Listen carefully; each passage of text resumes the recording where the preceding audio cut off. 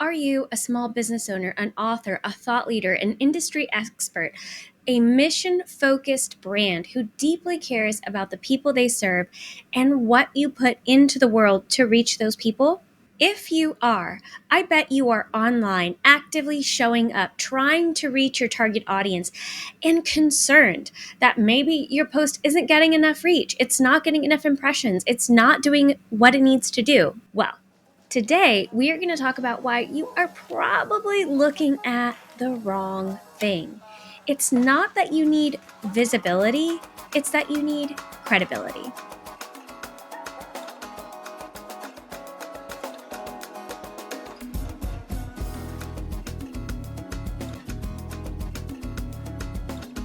Welcome to Marketing con Sabor. I am your host, Samantha Holyfield. I'm an MBA, a small business owner, and an entrepreneur right here in Houston, Texas. That's right, we moved from Tulsa to Houston.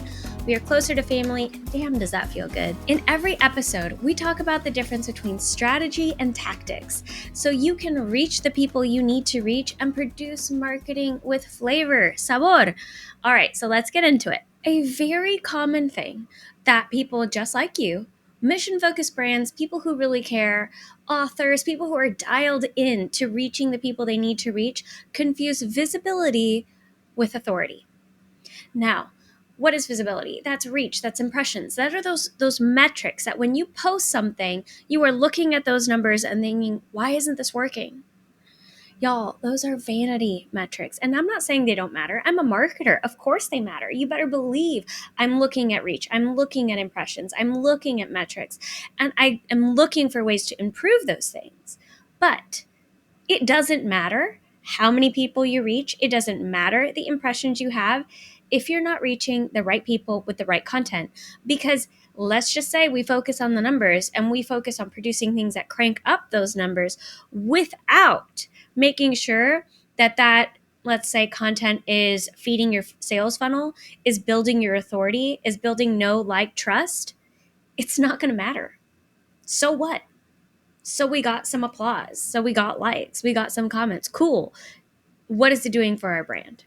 So what? Likes, followers, being everywhere. That doesn't automatically translate to business and brand growth. You've got to learn the difference between metrics of visibility and authority signals. We want to move from being seen to being sought after, to being trusted, to being believed. That is what it takes to move somebody from social media to whatever action you need them to take. What's the sales funnel again? Know, like, trust. Try, buy, repeat, refer. Nobody's going to try your stuff. Nobody's going to go get a free chapter for your book. Nobody's going to go book a discovery call. No one is going to buy your product or a sample or whatever if they don't trust you. This thing happens when we get caught up in vanity metrics. Vanity metrics are metrics, numbers for the sake of numbers, where we start chasing all of these shiny objects, these tactical things. We start producing performative content that gets reactions, that gets numbers, but it doesn't actually move the needle. What is the needle that we need? We need to move somebody from social media to, say, our website, which is often the most common thing we need, right? It could be, or to Amazon to buy your book, whatever it is. But we start getting caught up in how many people are watching instead of focused on, am I reaching the right people with the right message? Because even if you reach a smaller audience, if they are the right people, if the message is correct, they are more likely to act. And thus, your ROI is better. The money you spent to produce whatever that content is, whether you have hired an in-house employee, whether you have hired somebody like me, who is often cheaper than an in-house employee long-term, and I'm an MBA and a marketing strategist, whatever, or, just a doer, somebody who just creates content. You need there to be ROI. And it happens every time. I've been doing this for, I don't know how many years now, well over 12, where the business owner starts saying, okay, we've spent a lot of money on this. What's it doing? And in between that question and starting, this thing starts happening where we're focused on, this isn't going viral. This isn't reaching enough people. This isn't, doing what I need it to do. And that is the wrong question. You are confusing visibility with credibility. And don't get me wrong, I want things to be visible. Part of any marketing management package that I create has video, it has photography, and it has ad creation. So yeah, you better believe I want numbers. That's why I have a built-in ad budget to help everything go further.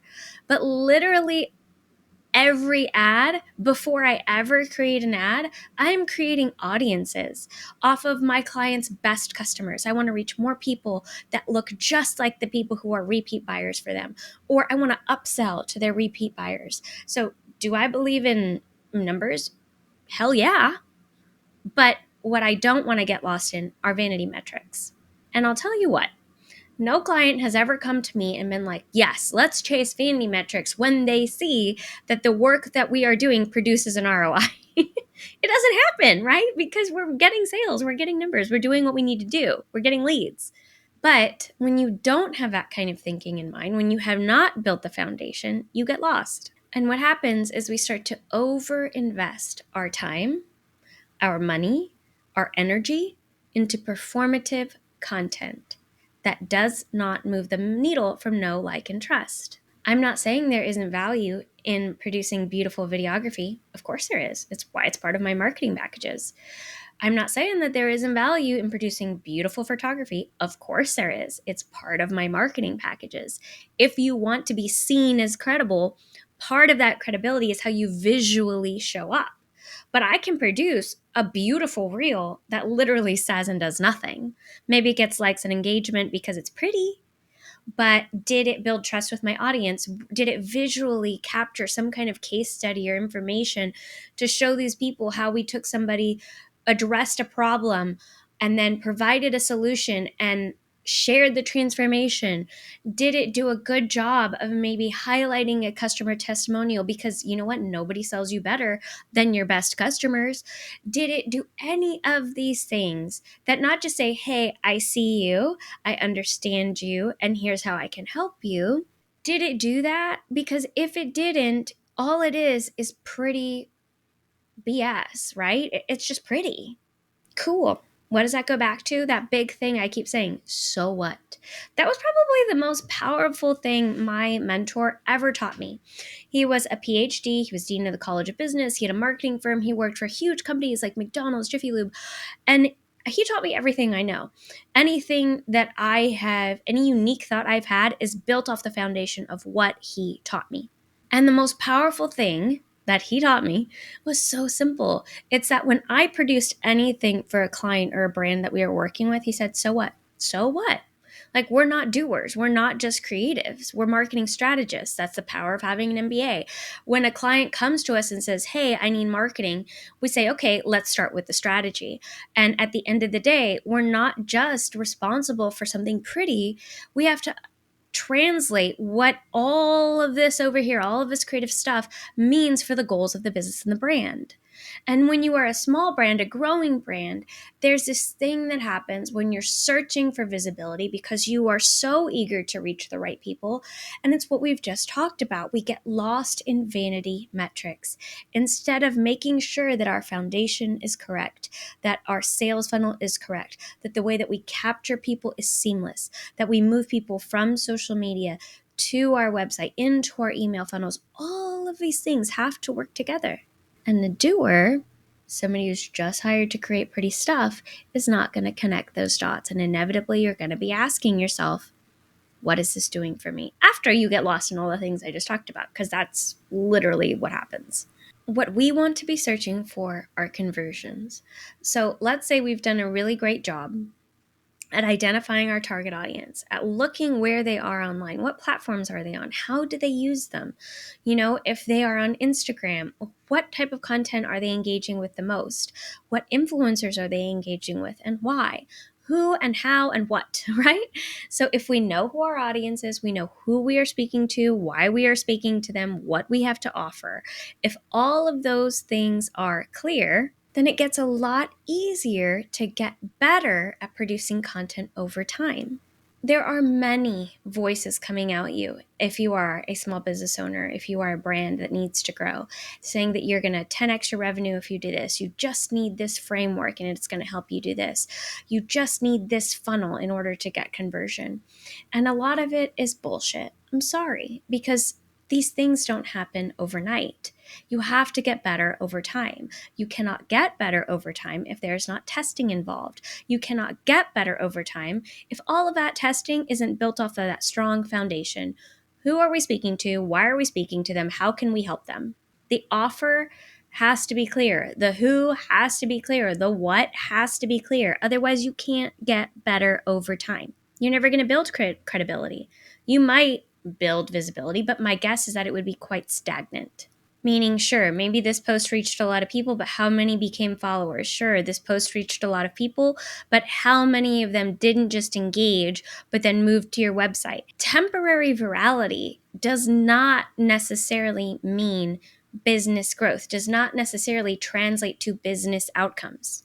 None of your efforts toward getting increased visibility are going to matter if you are not building credibility and authority. So do not trust a marketer who hits the ground running with content, hits the ground running with producing video and all these things, if they haven't asked you. I'm going to call this one of the most important questions, and it is, who is your best customer? Who has bought from you more than once? I want to know more about that person. If we start tailoring content to that person, the one we know likes you, the one we know trusts you, the one we know wants you. So not just need, want, because too often we create something that we believe is magical, a product or service, and like, oh, this person needs this. It doesn't matter how much they need it if they don't want it.